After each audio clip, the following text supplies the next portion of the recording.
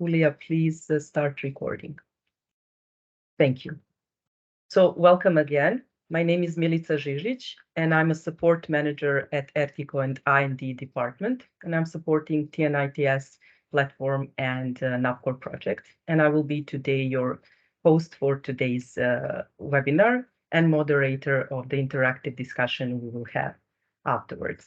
So today's webinar is aiming to provide a more comprehensive understanding of the delegated regulations for RTTI, or in full real-time traffic information.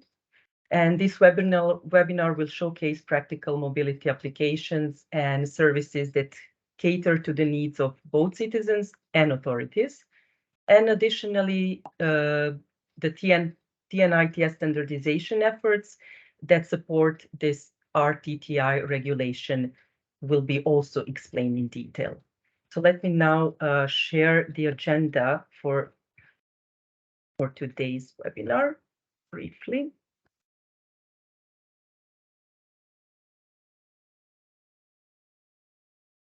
So as you can see right at the beginning, we will have a bit of different agenda since TNITS President Christian Kleine is unfortunately feeling a little bit low and down with flu. So his presentation on the platform and standard will be instead presented by our senior manager at RTTI, Frank Dams. This presentation will be followed by Annette van Veenendaal on introduction to the revised delegated regulation. Then Francois Fischer from Huawei will present RTTI impacts on user experience with car infotainment. Then Brittany Beagle from GeoJunction will take over with focus on traffic circulation plan. And it will be closed by our colleague from RTTI, Stefan Zjobel, on TNITS data provisioning in relation to the delegated regulation. Afterwards, the interactive discussion will follow, so please put your questions in a chat and we will try to answer most of them as time permits. Closing will be done again by our TNRTS coordinator from RTTI, Frank Dams. And I will just, before the official beginning of the presentation, ask all of our presenters to briefly introduce themselves before starting their introduction. Therefore, I open the floor and microphone for Frank Dams with the first presentation. Thank you, Frank. Thank you, Milica, and welcome to everybody. It's a pleasure to meet you, so many people in this webinar, and hopefully we can also put it online. So let me come to my presentation. And so my presentation is introducing TNITS, which is all about bringing fresh map data to intelligent transport systems.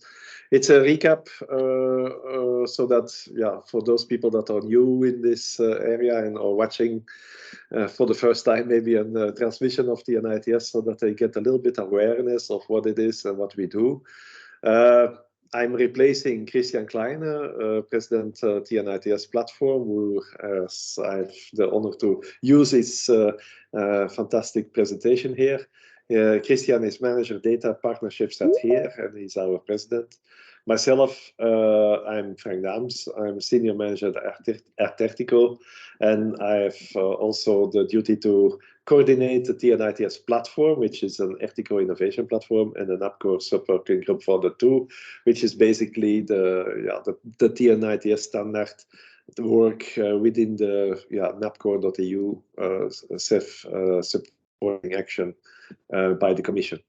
So you will see a lot of logos. TNITS is our logo from the RTTI Innovation Platform, and NAPCOR is a logo that we will use for the NAPCOR CEF project from the Commission, where we all belong to. Let me go forward to the next slide. I hope it is in full. Yeah. TNITS is a standardized road data exchange in Europe. So the focus is that it exchanges updates of road attributes provided by the road authorities. And yeah, TNITS is a kind of protocol or format, an interface between the road authorities and the service providers that take that data and use it in many cases for their digital map creation, but also for other services. So it's what is called, like in the delegated regulation, as static data. Doesn't mean that it is static, because of course we were aiming for freshness in data. So focus is on attributes like speed limits, traffic signs, road names, and lane information. And yeah, the crucial road attributes are of course mentioned in the revised Delegated Act on real-time traffic information, and you will learn about it by the presentation after myself from Annette van Veenendaal, what the delegated regulation exactly is about. So yeah, in itself, it's the TNITS is a duality in name. So on one hand, you have the standard, the data exchange standard. On the other hand, you have, let's say, the FTCO innovation platform, where you have a multi-stakeholder platform where people from the authorities and from the service providers meet each other and deal with agreements on how to develop and maintain and look to the future of the TNITS standard in itself. So it deals with many aspects of the, let's say, the data exchange in the mobility data space. And yeah, therefore, since it is a standard interfacing both parties, like this slide explains, of course, it is important to have a multi-stakeholder agreement about how it is done, what it is done, and where the priorities lies for version management, for instance. So if you look to this slide, then on the left side you find the drawing that it is an exchange standard between road authorities and map makers in the first instance as service providers. So the road authorities publish changes of road data as part of the static data interface and maintenance. Then you have the map makers who retrieve and verify this data and integrate it in the changes in their platform and bring this map to the users. So it is all about, let's say, authoritative data. So that's really the difference with any other data provisioning here. You find, of course, a lot of data in other sources. But here, since that the data is coming from the road authorities, we consider it as authoritative data. So really as an original source from the road authority, like a speed limit that defines the regulatory about the regulation about, yeah, you have to drive 100 kilometers, not more than 100 kilometers an hour in this section of the road. So this data is really different from, let's say, the data that you can retrieve from any private source, for instance. If you look to the right picture, then in fact it's an extension of the data chain of the left picture.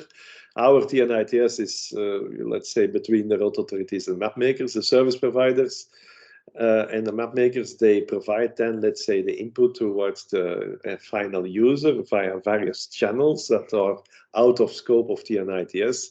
You have NDS channel, you have TISA channel, whatever, that brings information towards the car in various formats, the navigation devices, the mobile phones, and other devices that make use of digital maps. So this presentation and everything what we do here in TNITS is of course related to this to the left side, and especially focusing on this interface between road authorities and service providers.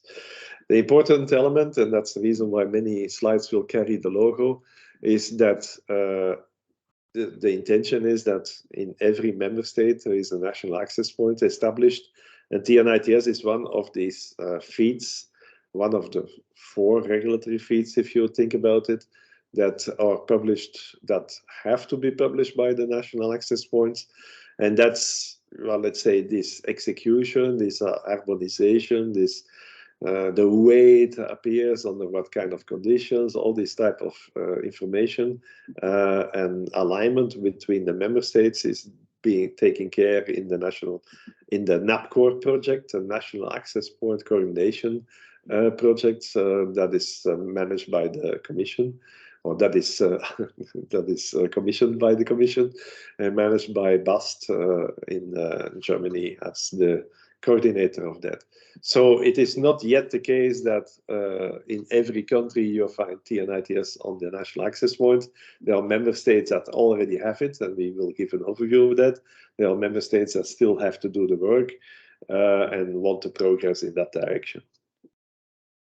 So the important element is that TNITS is not just, let's say, in an ivory tower developed. It's the result of hard work of our multi-stakeholder platform, and it is finally also approved, let's say, for Technical Committee 278 in the ITS CEN standardization. It is not yet a standard. It is up to the level of Technical Committee and Technical Specification. So there is a formal partnership between TNITS and the CEN working group. We, of course, are continuously working with them on supporting the standardization. And what we also do, and certainly in the now with the revised delegated regulation, we look at just is our coding list, is our possibility for coding the attributes complete, is our specification complete, does it already cover all the necessary regulations, or are there gaps and do we need to develop? And there is a nice deliverable that was agreed by the steering committee of NAPCOR last week, or 2 weeks ago, in fact, where this overview is completely analyzed and also taken care of. So also we look at the CEN, which is of course not a static standardization. It always moves forward. The status of this 278 is in revision. So also there we have a kind of focus to look at what is necessary to support that revision. Projects, that's how we handle it from the, let's say we have our ethical innovation platform with, let's say, a number of fixed members that really are doing the hard work. And we extend that work with partners in different projects. Not all projects are mentioned here. You find many of those on the website as well. But the important ones are mentioned, let's say TNITS Go. It's a project that was ended in 2021, where we were working with about 14 member states to implement or to progress on TNITS services.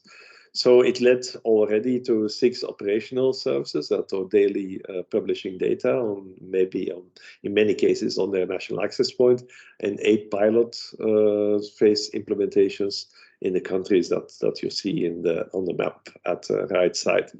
So a lot of work was done there because it was for the first time that a lot of data was exchanged.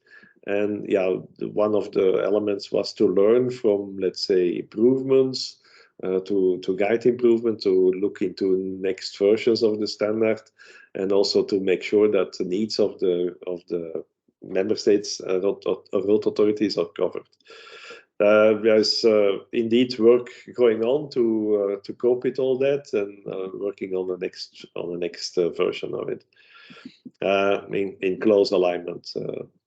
ISAFIT is an interesting project because one of the main use cases of all this static data, like speed limits, is of course the support for ISA, so the intelligent speed adaptation or assistance, depends on how you look to it. Well, this is already a topic which is on the radar for a lot of time, but we did a very interesting project in the Netherlands with the Helmond, city of Helmond.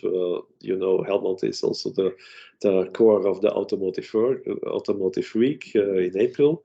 And together with some private partners like Vitron, we established, let's say, a full working ISA system. And the nice part of it was that it's a retrofit system. So they developed an onboard unit, let's say, that you can connect to the canvas of your car.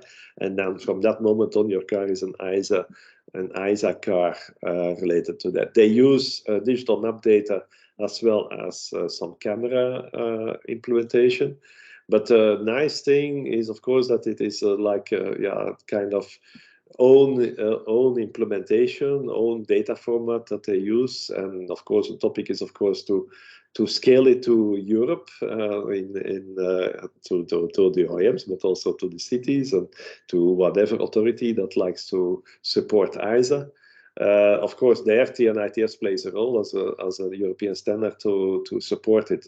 And we analyzed, in fact, the whole system and also made good. We also learned about how this data flows in the Netherlands, for instance, between all related authorities. And because it was a very concise and very concrete project, we learned a lot about what are now exactly the gaps that we still need to fill in to make it really happen. And that's work in progress, honestly speaking. We will probably come back with some results later on of how we can scale this project towards the European area. NAPCOR, you already heard me saying about it. It's a National Access Point project from this guided by the Commission under the CEF subsidy program. It's all about alignment and harmonization of standards. In first instance, the TNITS standard DATEX, which is related to traffic management data, and it's in fact dynamic data, where TNITS is static data.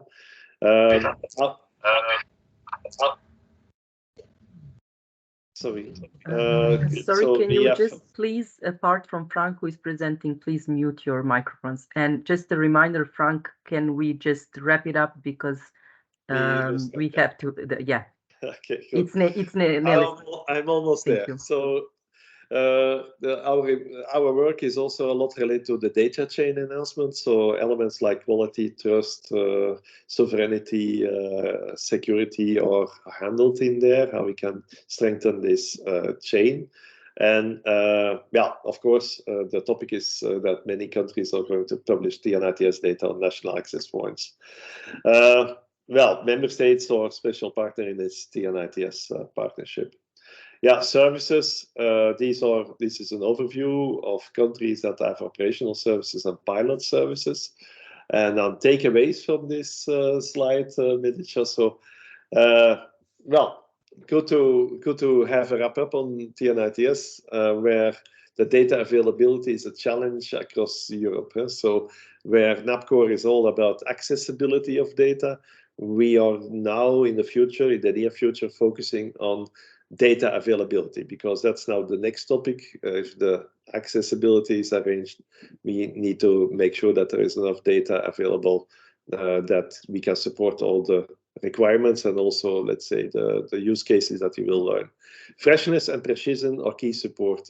So assistance systems. So it is not only the data availability, but also, let's say, the maintenance of the data, the freshness, and of course the quality, precision that digital data represents the physical, real implementations. That's of course very important.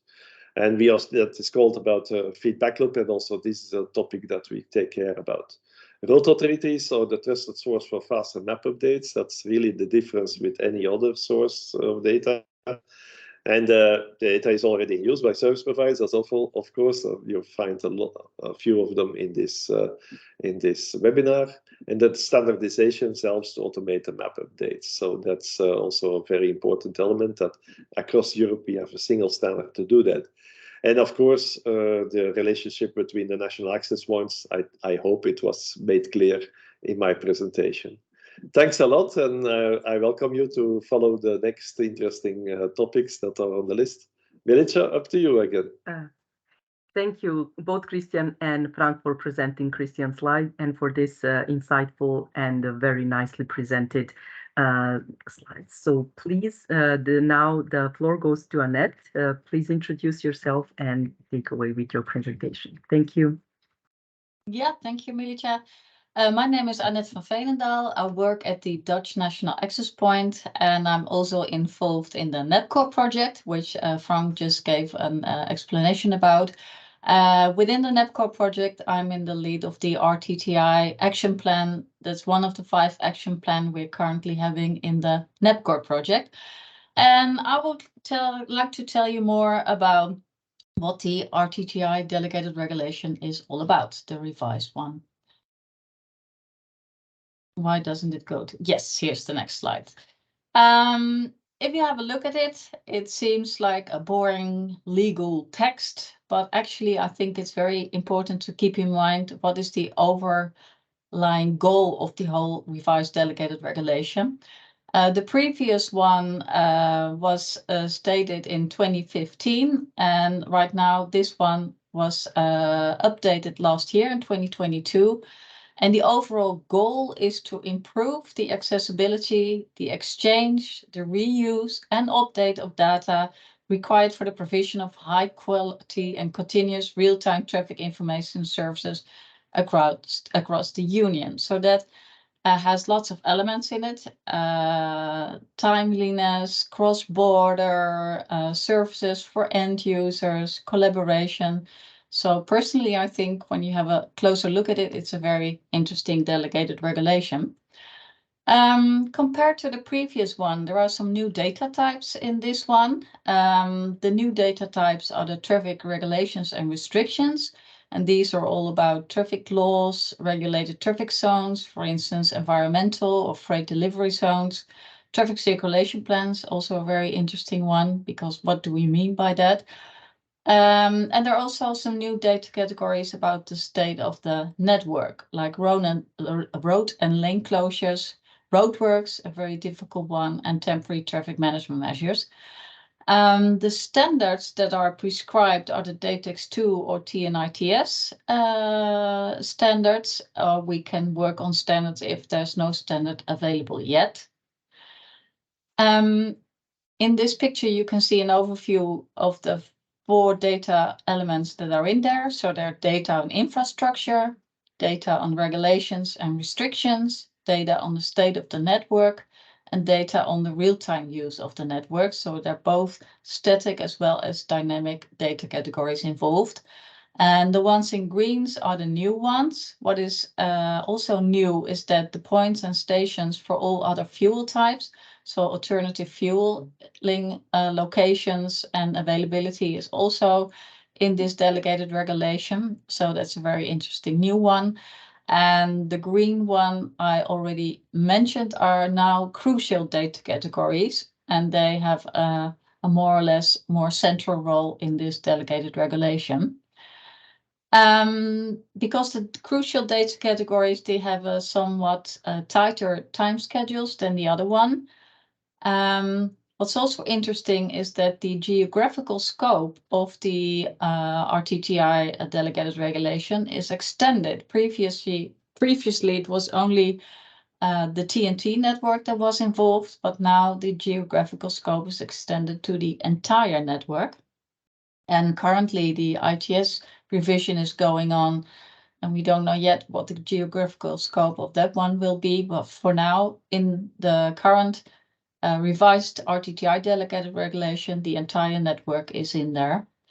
By the 1st of January 2023, so that was last January, all the member states had to provide a list and a map visualization of the roads they included as a primary road network, because for the primary road network, per the 1st of January 2025, all crucial data categories should be provided if you have it in a machine readable format already.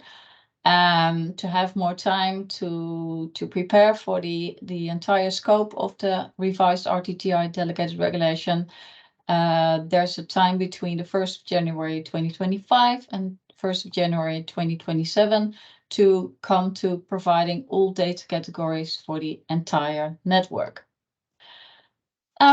Let's do some reading between the lines, because I mentioned it can be a little bit of boring legal text, but what is actually stated there? I won't read it out all loud, what is mentioned in the delegated regulation, but first of all, it's very important to realize that there is no obligation to collect or digitize data. only when you have it in a digital form, in a machine-readable form, available, then the RTTI revised delegated regulation applies to those data. So no obligation to collect or digitize data.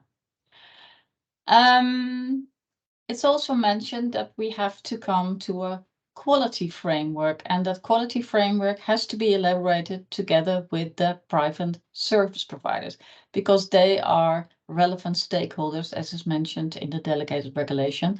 So there are also lots of articles that refer to coming to a more intense public-private collaboration.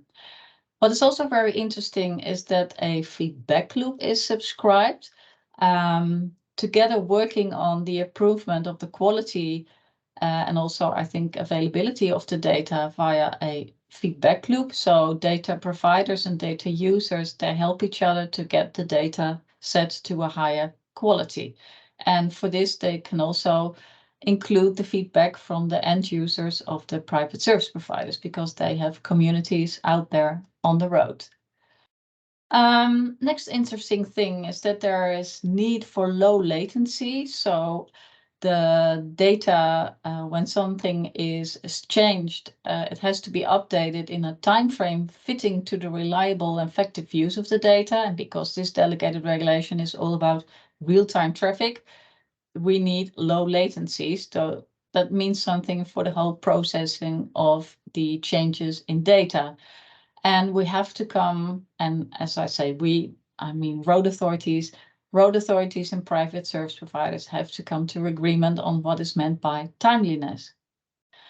There's also something stated about the possibility for road authorities to ask road operators, to ask private service providers of in-vehicle generated data. But for this, we have to come to friend agreement. So we have to elaborate on what is meant by that.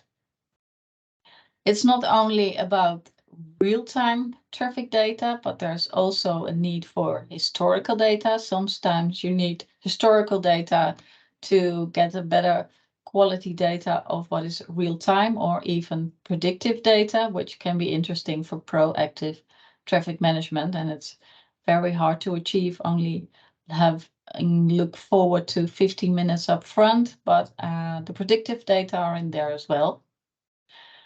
And one other interesting element is that it's not only about obligations for road authorities to share the data if they have it available in a machine-readable format, but also for service providers to take the digitally accessible traffic circulation plans into account in their services, as well as any temporary traffic management measures. So it's very important that we come to agreement on what is meant by traffic circulation plans and what is meant by traffic management measures, and that we make them available in a way that private service providers can digest them and incorporate it in them services to their end users. So in conclusion, there are substantial obligations for not only public authorities to provide data from the 1st of January 2025, but there are also many obligations for service providers in the revised delegated regulation. And many of these requirements require a coordinated public-private approach. And NEPCO wants to facilitate in this by bringing road authorities and private service providers together to align on how to implement the revised RTTI delegated regulation. And for this, we had some discussions on this during the Mobility Data Days in fall, was it, last year in Paris, that we want to focus on use cases rather than the data itself. We asked road authorities, they are not involved in the in the NEPCO project, so we asked the members of the advisory board, like TOOM 2.0, CEDAR, Polis, to provide us with use cases on behalf of the road authorities. This was the first step in the RTTI action plan within NEPCO, we had an online workshop on February 1st. There were a lot of attendees, over 160 people joined. And this online workshop was organized with several members of the advisory board of NEPCOR. You can see them on the slide. And the goal was, first of all, to inform about what is the revised delegated regulation all about, and to get a first insight into use cases which we can work on to align on that on behalf of the RTTI implementation. Several road authorities provided us with their use cases. You can narrow them down to these 4 categories. It's all about use of roads, often not in line in what they were designed and assigned for. So like heavy goods vehicles on roads in a small village, and navigation services that do not take into account the social impact of the routing advice, cut-through traffic, and need for more accurate data on, for instance, maximum speed and roadworks. This was a scheme I made for myself. I won't go into detail, but in the 3rd column, you can see all the use case examples that were provided, with many thanks to all the road authorities who provided them. I tried to make a combination with the data categories that are in the RTTI Delegated Regulation. So they cover quite a lot of the different data types. You can see what policy goals are there behind it. And I also made a first attempt to order them in the level of cooperation needed to work together. For some of the use cases, you don't have to have a very high intense collaboration, and for others you have. And I think it would be a good thing if we start working on these use cases and get to know each other and learn more about each other's world. And I think webinars like this one can be an important step in that. The next steps for the RTTI action plan within NEPCOR will be, the first one already took place. There was at the RTCO office, a physical meeting about the level of needed collaboration in the TUM 2.0 community. The following step will be a 2-day workshop on April 26 and 27 at TomTom and Google's office. The first day will be at Google's office and the second day at TomTom's. And in this 2-day workshop, we would like to elaborate further on the use cases we collected together with road authorities as well as private service providers. And everyone is invited to join these 2 days. So if you want to be present, you can use the QR code or you can email me if you want to. And that was the end of my contribution. Thank you, Annette, very much for this extremely interesting and engaging presentation. I will now ask Francois to briefly introduce himself and present us his slides and take on the topic. Thank you, Francois. Yes, thank you. Let me first reopen my slides and share the screen. Let's do it again. Sorry for that. Yes. Thank you. Yes, so I'm Francois Fischer. I'm working at Huawei Technologies R&D. In Huawei, I'm responsible for standardization, regulation, and innovation for mobility-related product from the consumer business group of Huawei, meaning product related with smartphone and integration of smartphone solution into vehicle, or also all mobility application related to a smartphone and mobile services.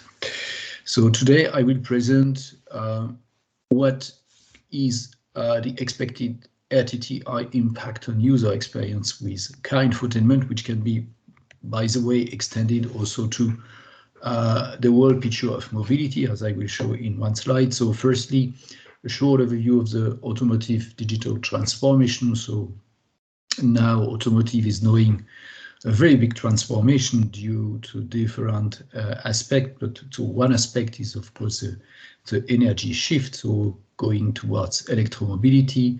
In terms of technology, also autonomous driving, which is going to change the habits.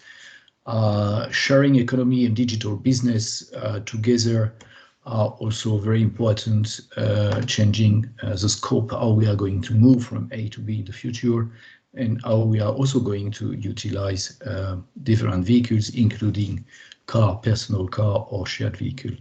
IT is a very important aspect to develop this digital transformation, because it's about digital transformation, and we see quite a lot of new players in the automotive supply chain, but even as OEM like Tesla, but there are now a lot of previously IT champions playing an essential role in the supply chain of automotive. That's I think the element showing the growth of digital transformation. In the context of Huawei, we have different solution. We have a solution as sort of supplier of digital element for car. As Huawei Consumer Business Group, we provide product inherited from the mobile phone and mobile services, so like our Harmony OS operating system, which can be integrated in vehicle for piloting car head unit, but also the connectivity between our smartphone and the car unit. So you see here, for instance, our digital cockpit, and which can be directly integrated with our smartphone operating system, which is currently extremely popular in China. So this is also very much linked to RTTI, in the sense that all this digital transformation is possible thanks to the availability of open, spatial, and real-time data, because this is a fuel of the digital transformation for mobility. So we generate and we need a lot of data about our mobility. The smart mobility journey will also change consequently this digital transformation. So we need in certain way to use more public transport. We need also different views in terms of how to charge. So charging station is not like using charging station is not like petrol station. So there are a lot of different habits to take into account. There is also liaison between different smart environments, so smart mobility, but also together with smart home and smart energy with V2G. So how to utilize vehicle charging together with my energy at home, how to combine, how to charge on the road, and how also to use, in the context of smart city, public transport, smart building, also how to book parking, use parking, and how to integrate autonomous driving in this chain. So in terms of personal habits, this smart everything is piloted by our smartphone. So the smartphone is our actual interface to the digital world. And we have also now the tendency to share services or like a car. So it's also about personal smart driving. The benefit is for us as Huawei Consumer Business Group, because it's consumer, it's user experience, but there are a lot of aspects we care about, like environmental aspects, sustainability, and requirement. There are many requirements to implement this smart mobility journey in the future, but one is the availability of open mobility data. If we take the use of RTTI, I think it's going together with mobility and navigation. So the basic application is a navigation application, applying not only also for cars, but also for pedestrian and cyclists, etc. So this means that we should look forward a very big scope of data to be collected and about either the infrastructure, traffic condition, but also public transport, for instance, to offer better services. We look for differentiated innovation, like in car HUD navigation, advanced traffic as well, to avoid to add traffic problem to an existing traffic issue, but also smart commuting, because we believe that mobility as a service is also the future. So how to share public transport, personal, public asset, etc. In terms of user experience, of course, advanced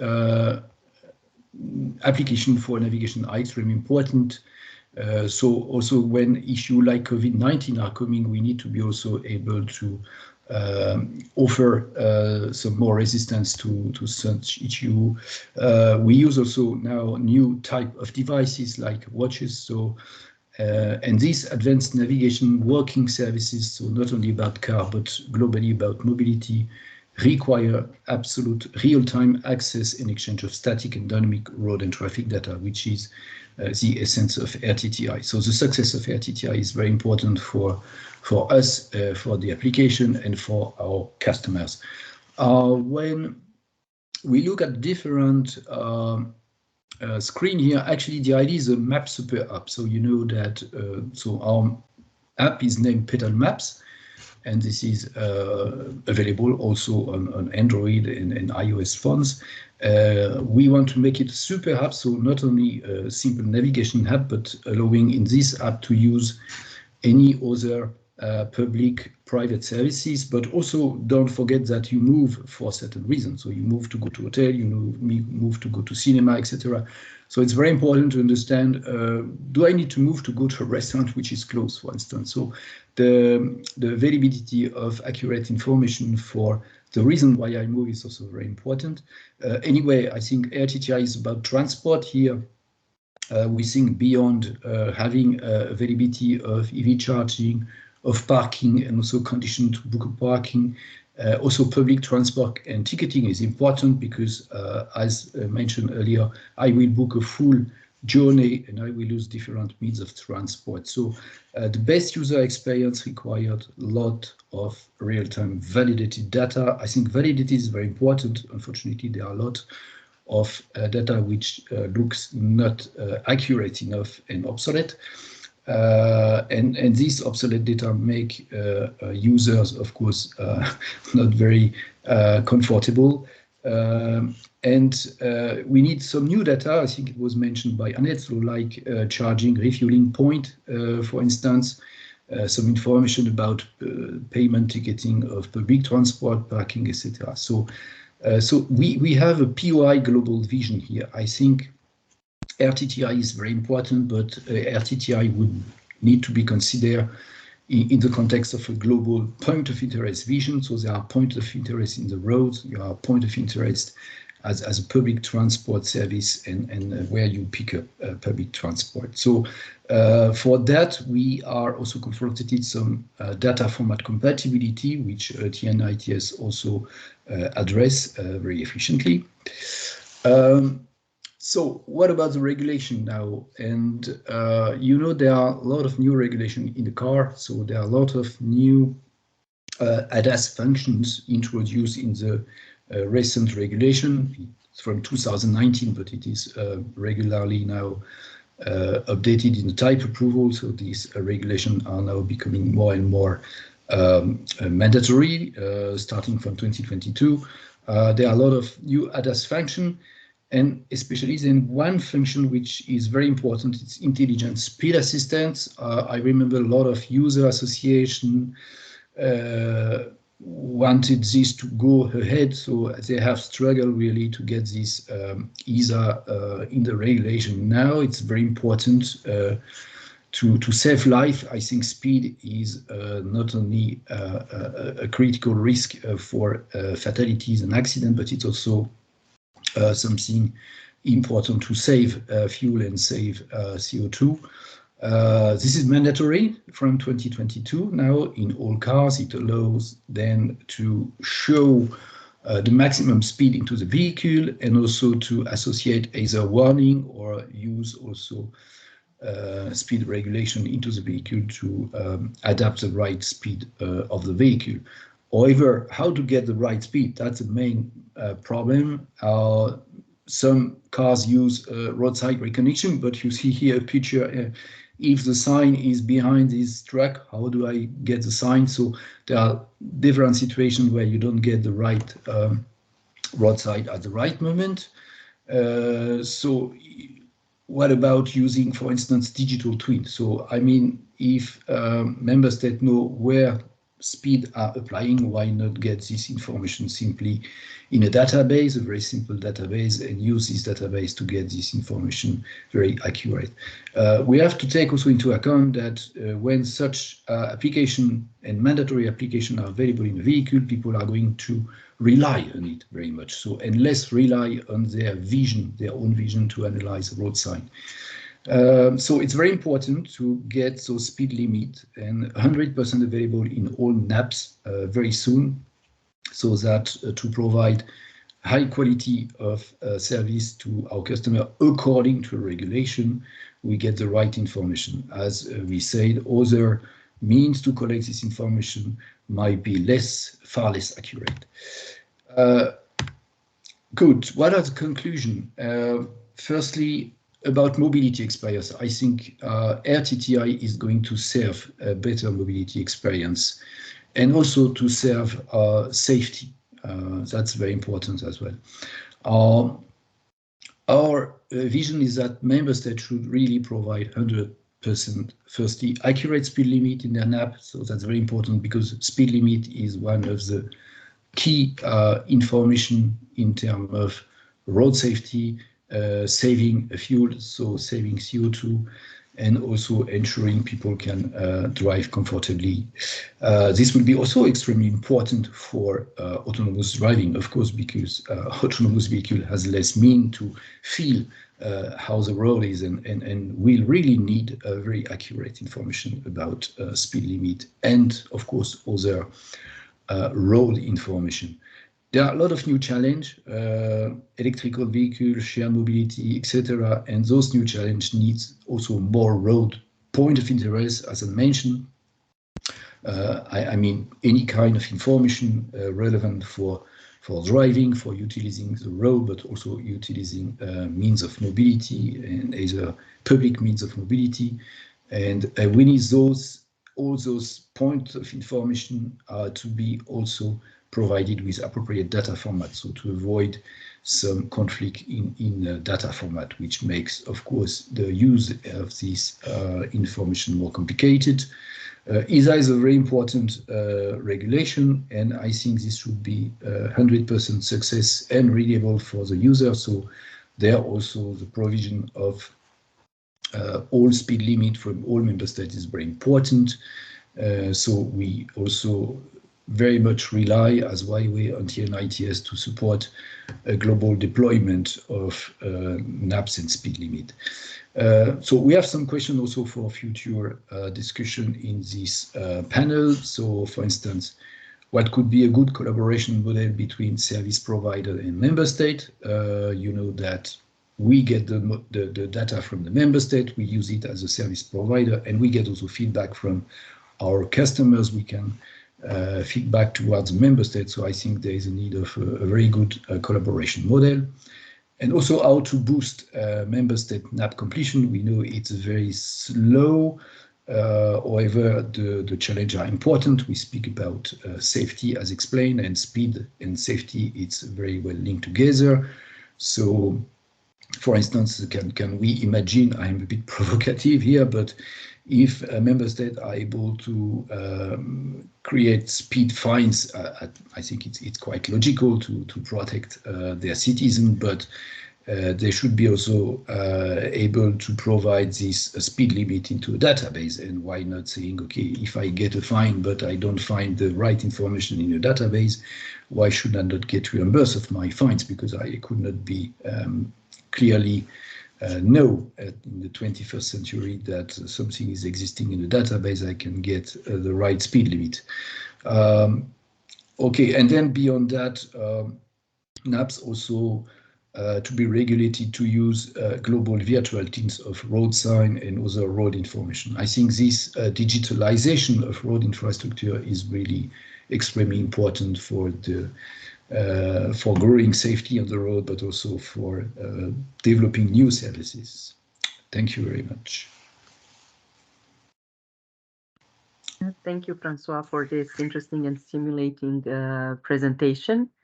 And I would like to ask now Brittany to present herself and then her slides as well. Thank you, Brittany.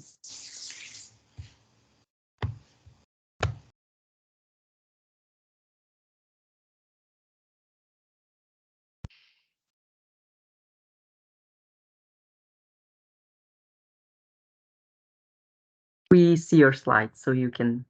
Thank you. Sorry, you're muted, so we don't hear you.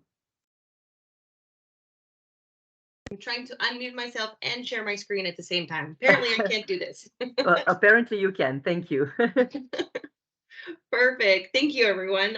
Yeah, thank you for the presentations that have gone before me. So I am Brittany Beagle. I work at GeoJunction, and I've been part of the TNITS platform for the past few years. I'm going to talk about some traffic circulation and how that kind of affects what we're all talking about.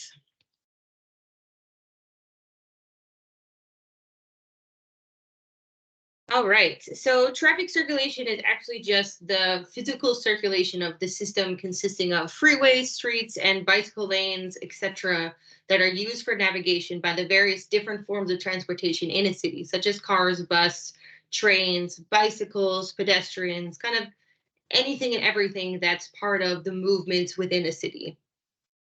And maps basically worldwide are changing in order to create a better traffic circulation experience. I mean, nobody wants to be sitting in congestion when they're on their way home from work or out on a nice Sunday drive, whether you're walking or driving. It's better when we're all having a better experience. Authorities and map makers are devising ways in order to make all cities more sustainable and safer, as Francois was saying, with speed limits and things like this. A safer and more sustainable city is just, yeah, better for everyone. So one way that this is happening, like a way to affect the traffic circulation of a city, is using geofences. So a geofence is just a virtual boundary. And by using smart and dynamic geofences, traffic circulation throughout cities can be affected and better manage the flow of traffic. This can occur in both official and non-official ways. And I'll go into some worldwide examples, such as congestion zones, which are areas that are created to reduce traffic as well as pollution, pedestrian zones, which are created to focus on the needs of a pedestrian in a certain area, and school zones, which help to make areas safer for students around their schools. So a congestion zone is created as an anti-pollution and anti-congestion measure. They generally cover large areas around a city center.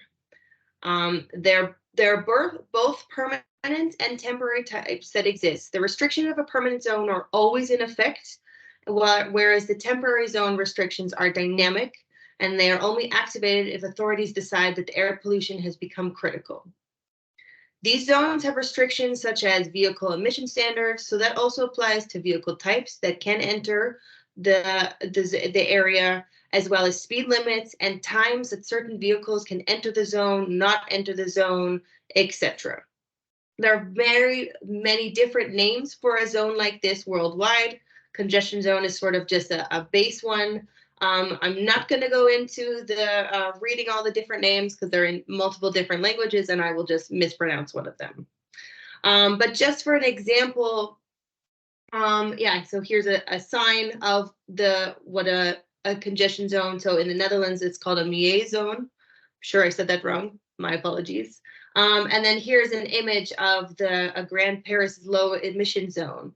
And this is a zone that has restrictions for different cars to have different badges, whether they can drive through this area or not. And if not, there is a penalty and a fine.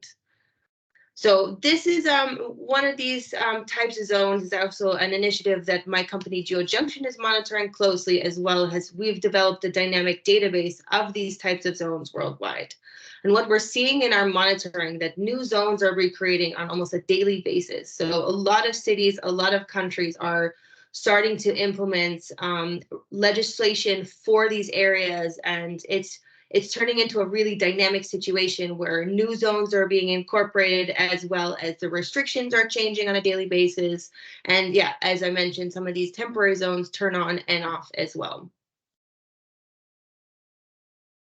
And pedestrian zones. So in a similar sense to the congestion zones, they're a geofence area that's used to create a safeguarded area around a historical area, or maybe to sustain some green space in a city, and also to focus on public life and or tourism.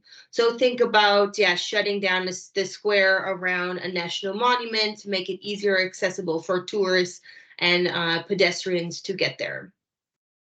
In most cases, these banned vehicles, yeah, sometimes there's exceptions for residents or deliveries, but usually they focus on the use of the pedestrian.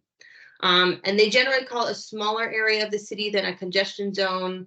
It could be a single square or a single street as well. A lot of cities also have shopping streets, where a total street is closed off between hours of such and such and this for the pedestrians to walk amongst the shops.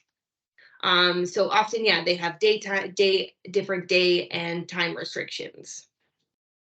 And as well as congestion zones, there are many different names worldwide, many different concepts of this as well.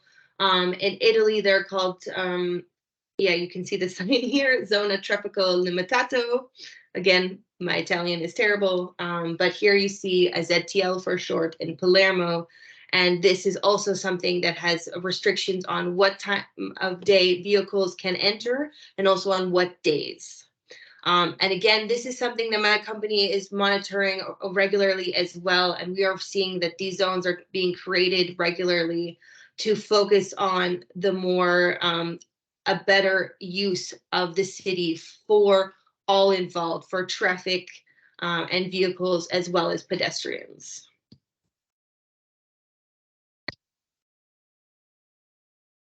And then school zones. School zones are another type of these geofences.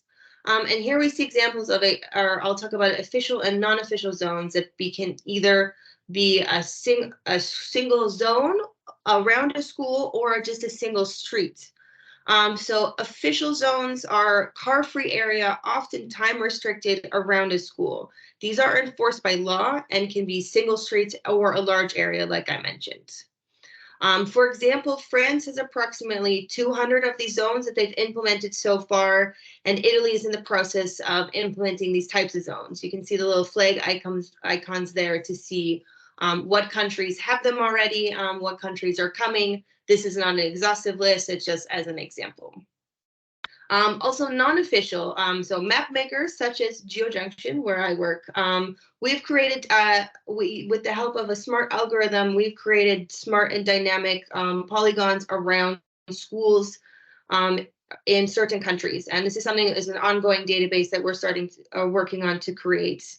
And this helps avoid being around a school in a certain time. So if you're navigating through a city around, say, the time that school is getting out, if you're wanting to, yeah, have a navigation, you want to avoid that area. Unless you're specifically going there to pick up kids, you want to avoid it because it makes it safer for the kids if there's less traffic around. It makes it safer for you because, yeah, you're not going to be stuck in traffic waiting for kids, waiting for moms to pick up everyone. So it's just in a better way. Yeah, so then just in a short summary, this is just a quick overview of some different things that affect traffic circulation. So in summary, the legislation for these, all of these official geofences is not standardized. So as we talked about, maps and things are not standardized by the member states. This is all something as well. So for instance, I know Italy is standardized more on a regional base. Brazil is more standardized on a local base.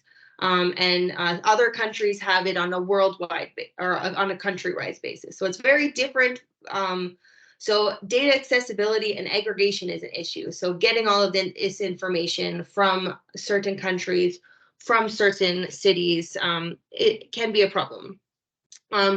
However, as I have mentioned before, this is something that GeoJunction is working towards and has its standardized aggregate database of certain types of these zones, so of the congestion zones and some of the limited traffic area.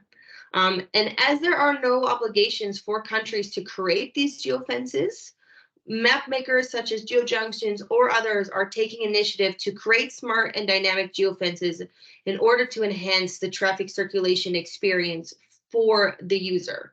So by creating school areas around schools, even though it's not enforced by law, but by just helping the traffic circulation, creates a safer city.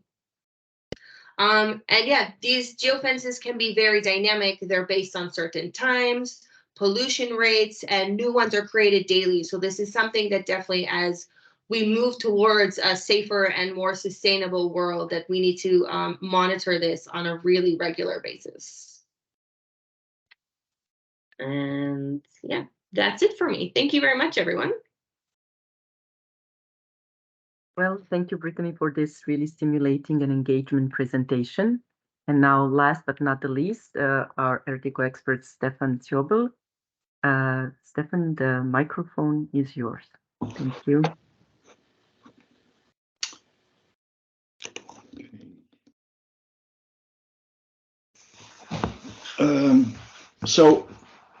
Sunny greetings from Flanders. I think spring is in the air today, at least in Flanders. I hope it's the same at your side.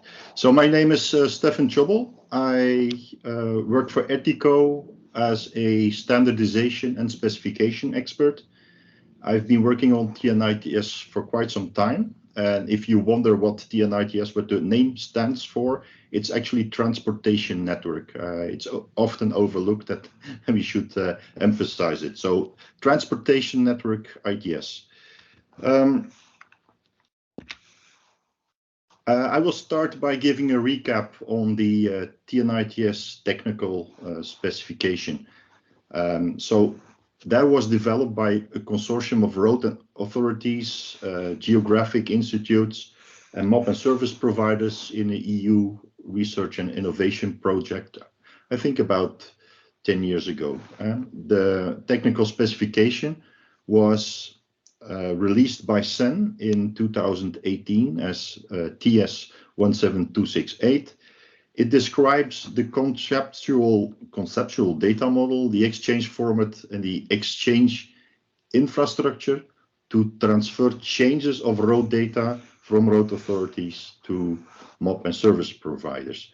The specification is drafted in such a way that it's easily extendable via code list extensions, so you don't have to mess with the core of the technical specification. You can do changes and updates via code lists.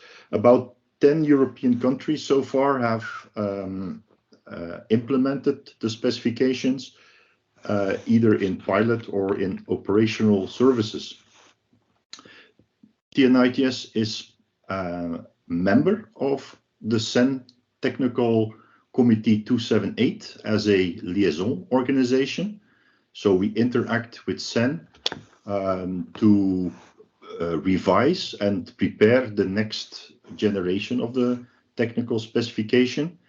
In fact, TNITS is up for a systematic review. The window is opening up, so within now and 1.5 years, more or less, we have the opportunity to upgrade the technical specification, and that, of course, nicely coincides with the NOPCore project, for which we will get new recommendations, new opportunities to implement changes.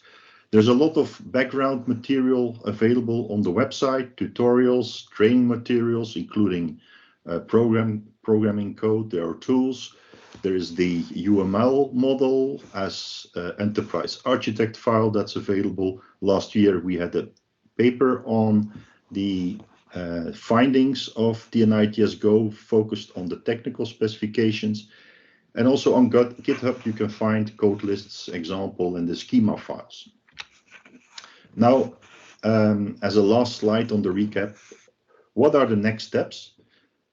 First of all, the idea is to align with DATEX and other mobility data standards, and that's happening in the NOP Core project. I did not mention it at the start of my presentation, but I am the task leader of a sub-working group task that is focusing on the alignment of mobility data standards in Europe. So not only DATEX, but also transmodal, so the public transport and multimodal scene. A second point is the continuation of exploring linked data, either as ontology web language or RDF representations. So that's a new emerging technology, how to link information instead of how to merge information to single databases. And put in bold here is we want to close the gap with the revised RTTI, which, as Annette has shown, gives a number of extra data categories, crucial data categories, and that's basically input for a study that we have conducted that was concluded a couple of months ago, where we identified the gaps between the TNITS specifications and the expectations or data requirements for the revised RTTI. So the report that is out is called M42.4. It was mainly drafted by Knut Jetlund. It's, as Frank mentioned, it was recently approved by the steering committee of NOPCOR, and the guiding principles that resulted in the deliverable were to rely on existing INSPIRE specs. So INSPIRE is the infrastructure for geographic or geospatial information in Europe, which actually is also at the basis of the TNITS specifications. So step one is to rely on these specifications. Step two is to produce updates of the code lists to extend the specification. And our ambition is to have a first release around summer this year. So how did we actually do the build this report? We looked at the delegated regulation as well as reports from the NOPCOR Workgroup 3, interpreted the requirements on the data, the mobility data that's going to be required to be published on the NAP. We compared the INSPIRE data specification and the SEN TNITS specification, looked at which models can support it, or where we need extension of the models, and then that was captured and published in the report together with some examples. That might be a bit cryptical, but here's an example. I took a random example for reversible lanes, which is one of the data categories that is added. INSPIRE does not have that in their technical specification. There are representations of that in traffic flow direction. TNITS also does not have this information for reversible lane, yet we have studied it, and with our current data model, it's relatively easy to extend it. And in the gray box, you see the suggestion or the recommendation that is made to the TNITS model. And for all the RTTI data categories, you will see an analysis in this format. So looking at the overview of the data categories, you see that in the middle column, you see how INSPIRE matches the data as it is described in the revised RTTI. If it is supported, it says yes. If it doesn't, it says no.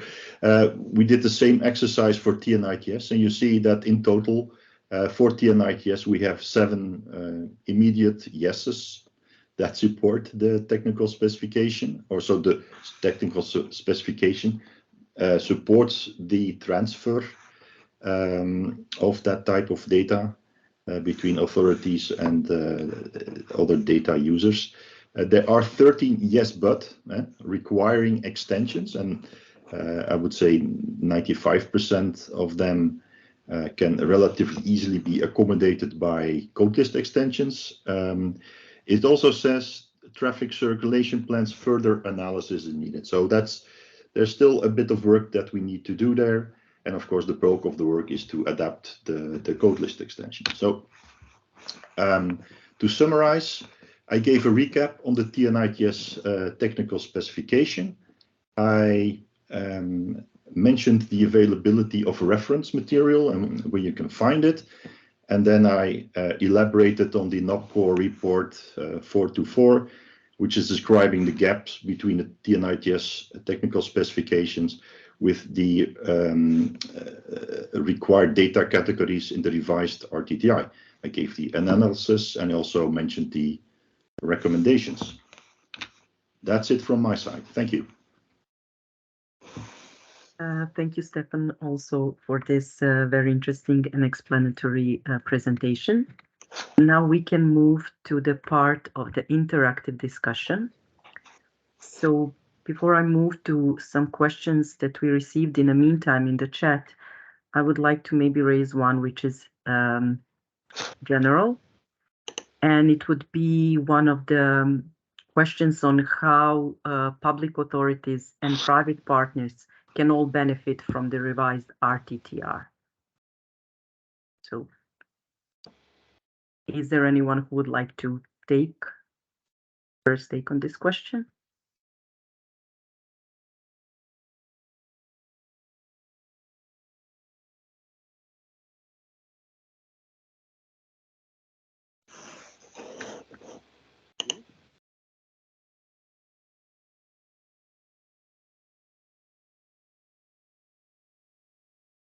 I don't see any volunteers, so shall I name names? Can you repeat the question? I'm not sure. Are you reading a question in the chat or? No, this was a general question that I want to take on as the first for opening discussion.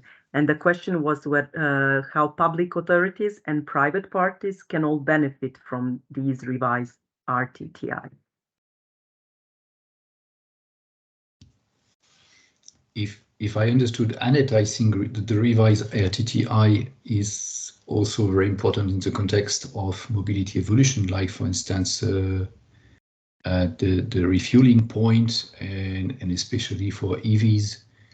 I'm not sure we can speak about benefit for service provider and member state, and when we speak about regulation, because EU regulation are expected to serve citizens. So, and I think also the main benefit will be for citizens. So I think member states have, of course, very challenging operation to put in place to digitalize. Service provider just continue their business and need to take into account new change in the ecosystem. But I think it is all for the benefit of the citizen, and also to ensure in Europe we have the provision of efficient mobility services and safe mobility services as well. So Milica, if I may, indeed, Francois, that's the whole case. So the RTTI Delegated Regulation is of course a regulation. It is not there. It is for the purpose of the society, of course. So the data makes it possible to support a lot of applications, like Brittany and yourself have explained. But these applications are for the benefit of the society as well. The cities can make use of the traffic circulation plans, and they benefit from it because the safety increases via ISA, for instance, or maybe avoiding dangerous situations at schools. But that's exactly where the service provider provides the services, but he only can do it when there is a data available. And of course, there is a kind of business behind it, and that's in fact the let's say the public-private partnership in it. The public gets the societal value, the private world gets the business value, and together they have a kind of priority setting defined by the regulation. That's at least my opinion on this. Well, thank you, Francois and Frank. There was a question for Francois during your presentations for the validated data that you mentioned, and who do you think should do the validating? And also, do you think the feedback loop mentioned in the revised RTTI DR could help to get the speed limit data to higher quality? Yeah, I saw the question in the chat. Actually, yes. As a scientist, I would say data validation belong to the one who is publishing the data. At the end, yeah, when you buy something in the supermarket and it's not of good quality, you go back to the supermarket and say, oh, sorry, I buy something from your supermarket, it was not good. Then the chain related to the provision of data is, of course, sometimes very complex. So it is at each point of the chain to be checked about data validity.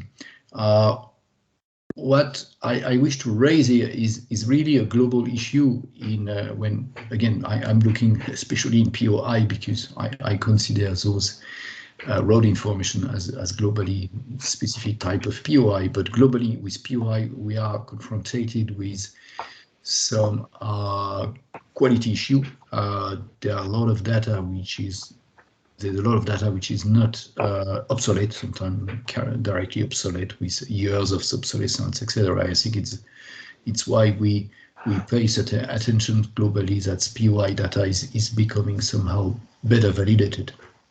I understand for road and traffic information, I'm pretty sure that member states have already a lot of let's say procedure in place, because again it's about safety, and I'm pretty sure they are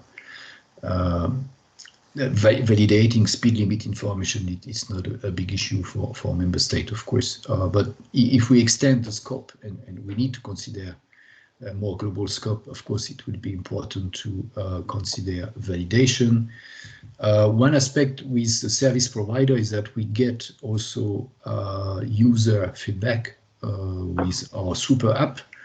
Now, how we consider this user feedback for those who use Waze, and you see a lot of police everywhere on the highway, and sometimes there is nothing, so it's some kind of thing which is annoying when we think about a road as that, and so it's very important to define a new way to validate and especially using artificial intelligence, a new way to validate data. So by confronting different data for the same event, for instance, and also how to merge feedback from different service provider by a member state, and then and consider comparing results from different service providers. So that's something new, is the way to do it in the real time. Thank you, Francois. There was also a question on where the M42.4 report can be found. That's indeed a good question. So far, I don't think it's publicly available. As Frank mentioned, it was approved by the steering committee from NAPCOR last week. I expect that these deliverables will be available on the NAPCOR website itself. On the other hand, because it was a TNITS deliverable, I think it can also be made publicly available on the TNITS website. I have to look at Frank if that is really a viable It is. But yeah, for those people that are TNITS member or related to TNITS, they can find it immediately today already in the SharePoint, where you have, let's say, the folder, the deliverables for NAPCOR from TNITS. There it is available. It's also available on the Ruprecht NAPCOR SharePoint under the subworking group 4.2. And where you find a folder deliverables, release deliverables. There it is. And then indeed the discussion is about the TNITS website, which is open to anybody. Yeah, we still are in a consideration phase on that, I believe. And we have to look at what is possible within the legal framework of the NAPCOR grant agreement. So let us come back to that. But okay, you can always ask me or Milica to have a follow-up on that. Indeed. In the meantime, we received another question on validation. Is validation of data providers, e.g. trusted providers, in scope of TNITS? I can answer that. It's definitely in scope. As a coordinator, I can answer that. Because, yeah, for many reasons, of course, the validation is a part of what I call the task data chain enhancement, which is an important task that we have also defined in the NAPCOR. It was also already in the TNITS Go project for those people that know what I'm talking about. So the data chain enhancement has many aspects, and of course one of those is, for instance, the quality enhancement related to quality frameworks that we are building, but also the so-called feedback loop. In TNITS Go, we did the syntax feedback loop, let's say the feedback from the service provider towards the authority that indicates that a certain coding is maybe not completely right. And that it has to be changed to be in line with, let's say, the specifications. Now, of course, a big topic is about the semantic feedback. Is the reality of the data in line with the reality in the physical world? Is the digital twin really working? And of course, that has many aspects. What I understand from the discussions that we had so far, also with TM2.0, is that, and also with Sensoris, for instance. Sensoris is a platform, ethical platform on dealing with data from cars, sensoric data. Part of the feedback loop is already being developed quite well in a kind of private business way approach. Now the next topic is, of course, to enlarge that back to the authorities, maybe in a standard way, that we are in that it is not bilateral, every service provider with every authority, and we are thinking about, let's say, the standardized way on that. It still is very embryonic. It is at the beginning of thinking, I would say. But it's really a topic that we take very seriously in this data chain enhancement task.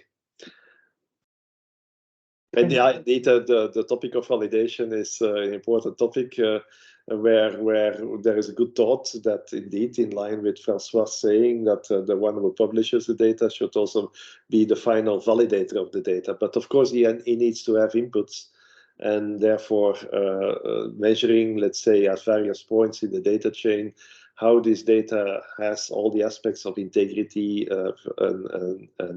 and security, but also, let's say, sovereignty, whatever, that these aspects are maintained. Yeah, this is a little bit of research, and it is also part of the continuing discussion in the mobility data space that we are doing right now in Europe.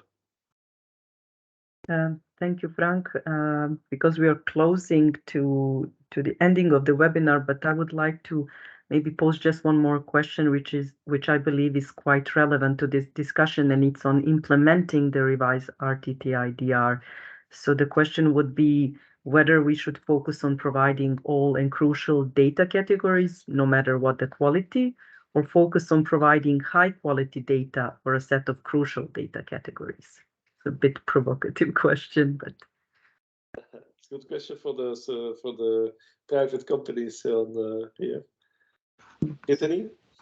Yeah, that's a tough one. I mean, I would say definite quality is important, especially when you're talking about maps and for navigation. You want to make sure that the data is validated. So I would tend to go towards having high quality standards for a certain amount of things instead of just providing, anything and everything. I mean, in the end, we want everything and anything, but yeah, if it's bad quality, then it's going to provide a bad user experience for the map or a user. I can also address that, if I may, because we did work in TNITS Go on that project, on that level, where we have introduced the concept of quality levels. So how can you trust this data?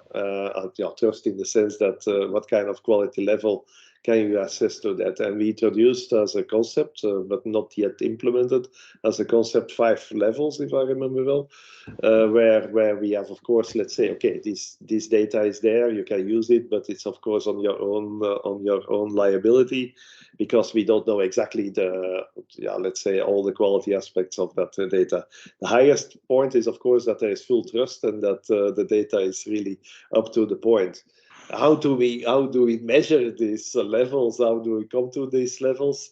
Yeah, that's probably a continuous process. So it's, of course, meeting a number of KPIs that we have defined, but not yet implemented, like I said. And also and continuous measurement and follow up on the daily performance of the data publishing and also the usage of data. So yeah, it requires still some more thinking, and that's also the reason that we have this task in the NAPCOR, and we hope that we have progress by the end of 2024 on that. But yeah, some initial ideas, I would say, are already existing to overcome that problem, because I think you have to work on both the data availability and the quality at the same time. But the way you approach it is maybe by this leveling levels that you can assign to it. Mm-hmm. May I also add that a long time ago, at the early age of TNITS, the game was to engage road authorities to start services to exchange information. And map and service providers were happy with any type of data that was coming their way from trusted authoritative sources. Now that many authorities have matured in the sense of digitization, in the sense of opening up data sets, where a lot of, like 95% of the current TNITS services reflect open data services. So anybody can access freely without restriction that data. So an evolution in digitization in open data has happened. So more data is becoming available. And now I think that the map and service providers are looking to higher quality of the data, because also during those many years, the quality level of the map and service providers content has increased over time. So we have a bit of a race, so to speak, and I think we are now entering an age where map and service providers would be very much interested in having high quality data to complement their sources. And as Frank said, the private company has responses. So as why I would say I would like to come back to the question, because I'm not sure the question was really addressed, but was very, very well posed. I would say either a lot of data but low quality, or less data and higher quality. And I would say it's really depending on the type of data. If we talk about safety relevant data, as we mentioned, speed limit, road hazard, and so on, here the validation must be, of course, 100% reliable, and it's not very complicated, I believe, for member state to check all this data, because there is a unique way to go from the reality towards a digital twin. When it is about more dynamic data coming from either private services provider or some users directly. Of course, the validation is hard and would rather rely on generative AI, which is pretty new now, but is very promising to validate data. So I think I would say both are possible, providing a lot of non-safety relevant data with low quality, and of course, providing a safety relevant data with a high level of quality and 100% quality. Thank you. Thank you all. I don't see any more questions coming in the chat, but in any case, you can always reach out to us by email and we will reply to you to time.